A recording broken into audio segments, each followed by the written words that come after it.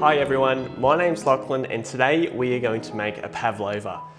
This goes without saying, it's an absolute crowd pleaser and it's a great dessert that, as we know, it's suitable for every single occasion. So today I'm going to take you through all the steps to make the perfect pav, and at the end of it we'll have a beautiful, simple, seasonal, amazing dessert. So let's get to it. First and foremost, we need to get everything ready. This just makes life so much easier when we bake, especially something as delicate as a pavlova. So I have my egg whites. Now I have 185 grams of egg whites. And it's really, really important that you weigh this out.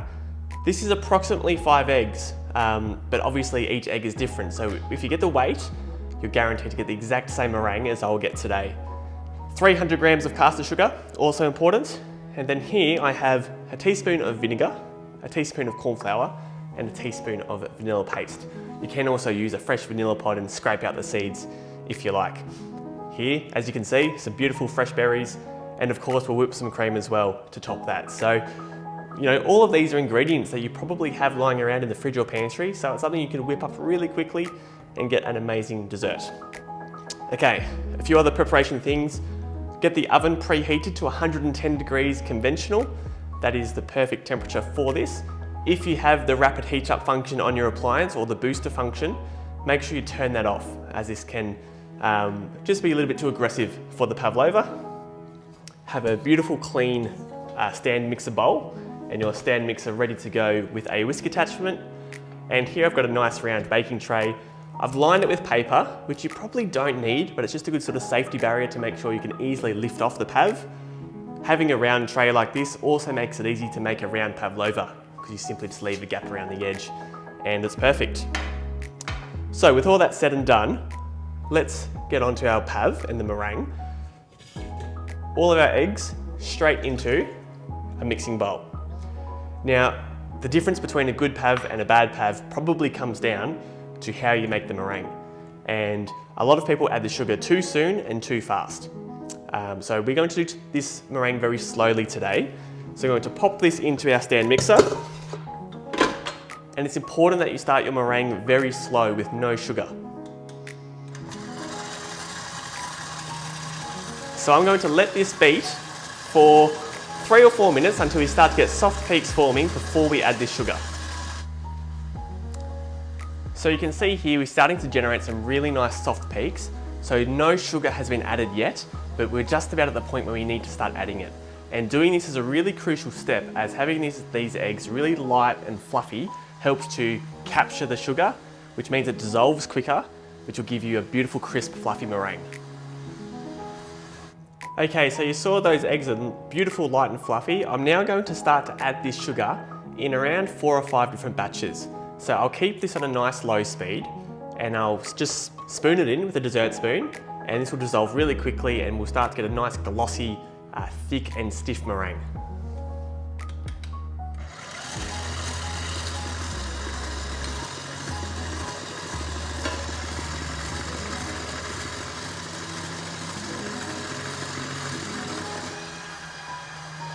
Okay, so you can see how beautiful and glossy this meringue has become. I'm now just about to add the last of the sugar, and then I'll turn the speed up and we'll beat this quite quickly for 30 to 45 seconds until this is a beautiful and thick and very stiff meringue.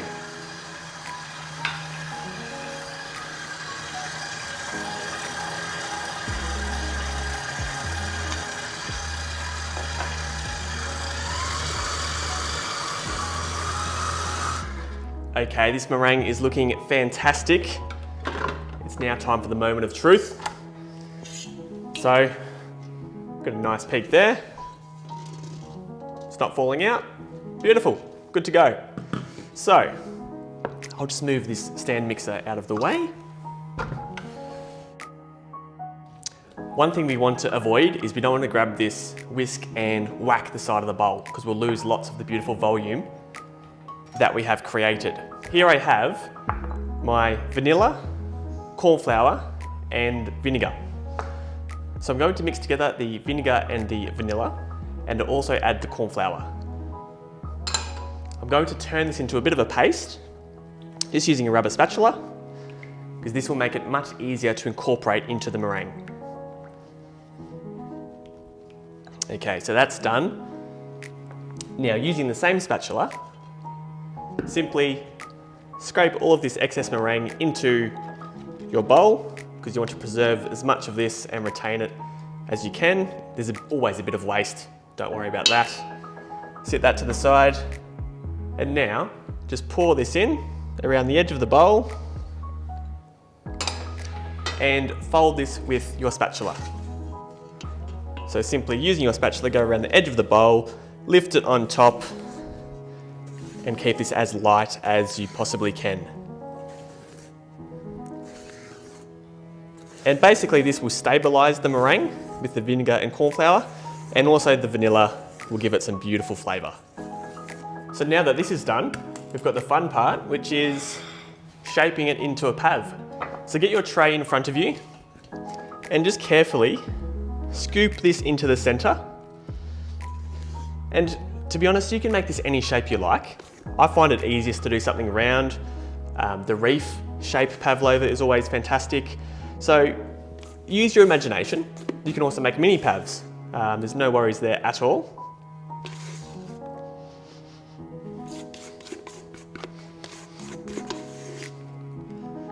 Okay, so that's all there nicely. What I'd like to do now is get the back of your spatula and just push down, trying to keep it as round as possible. Excellent. And now, I find it easy with a spoon, but at the end of the day, whatever works easy for you is the way to do it. Scrape off any excess, and just get that spoon and just straighten up the sides.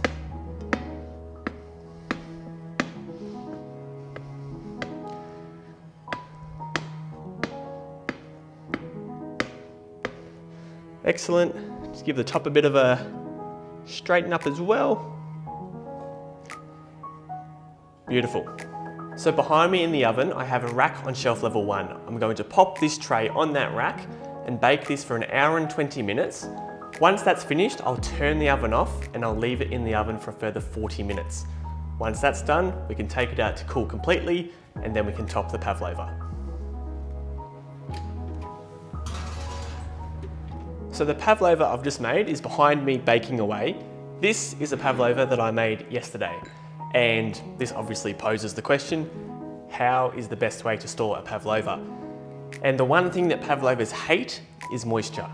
Because we have sugar in the meringue, sugar absorbs the moisture in the air, and that's how you can get a soggy, soft pavlova, which we've all experienced. It's one of those things that can be hard to prevent, but there's a few things that we can do to make them keep at their absolute best. This one here, I actually kept in one of our wine conditioning units. So if you're lucky enough to have one of those in your kitchen, it's actually the best spot to store a pavlova. Otherwise, the best thing you can do is a super airtight container just in the pantry. Don't place these in the fridge. Your fridge is quite a humid area, and that will make your pavlova go soft very soon. You can freeze pavlovas. The freezer is actually quite a good spot to hold it. However, it will become very brittle when you remove it, especially the case, and it can be quite fragile. So I wouldn't recommend that, but it is an option. At the end of the day, you're probably baking this the night before to serve it the next day. That is probably the ideal scenario. And if you're doing that, I would leave it in the oven overnight. So, there's not much to it really, just a few basic things. What I'll do now is I'll pop this to the side, and we need to just make our topping basically. So I'm doing it simple today. Seasonal fruits. I've got some fantastic berries here, some passion fruits, but this is where you can go wild. You can do whatever topping you like, and you can get the kids involved, or if you do mini ones, you can have a little station and people can decorate their own. It's really up to you. Here I've got some cream, some icing sugar, and some vanilla. Now it's similar to the eggs before, that we don't want to whip these too fast. We want to do this gradually. So I've cleaned my bowl, and it's nice and cold. It's important that you don't have a bowl that's too hot, as that's not great for the cream. So pop this in, and I'm actually adding everything at once. So unlike the egg, everything can go in, and that's perfectly fine. And I'll beat this on a low speed for 3 or 4 minutes. The timing really depends on the size of your bowl, the size of your whisk, and the amount that you're doing. So basically you want a soft peak, and that's the ideal scenario. So this is exactly the point we want. We've got nice soft peaks with the cream. Obviously, we need to be careful that we don't turn this into butter. So right now, this is at the perfect level for us to stop.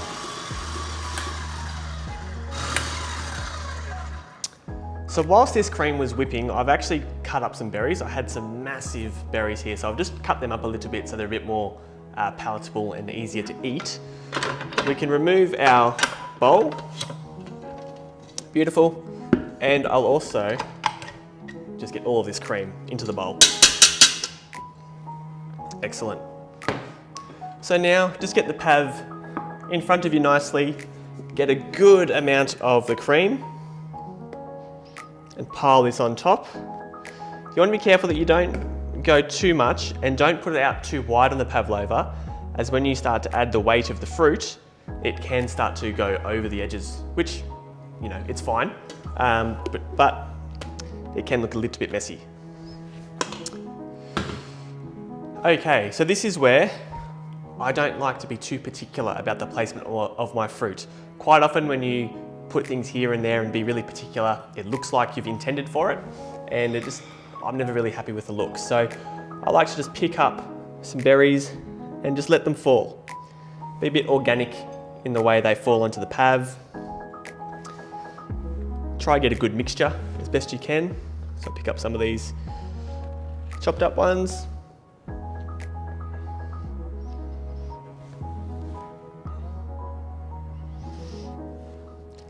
And I've also got some passion fruit. This is where mango would be amazing right now.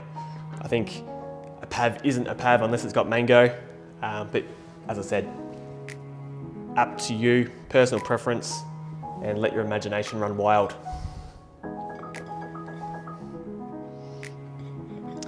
Okay, so that's looking pretty good to me, and it's going to be easier to cut too with that amount of fruit. Sometimes you can pile it up way too high, but then it becomes practically impossible to cut. We'll grab a bit of our passion fruit. I'll cut two. Grab yourself a teaspoon and let this fall into all those little gaps. And passion fruit is one of my favourite fruits as well, so I'm going to be pretty generous with this today. Alrighty, that's looking fantastic. And I just might add a couple more berries on top, just so it doesn't look like I've added the passion fruit last minute. So there we go, a beautiful pavlova. I can't wait to get into this myself, I must say. If you cook this recipe at home, we would love to see the results that you do. So please take a photo, post it on Facebook or Instagram, and tag us in your photos, as we would love to follow along.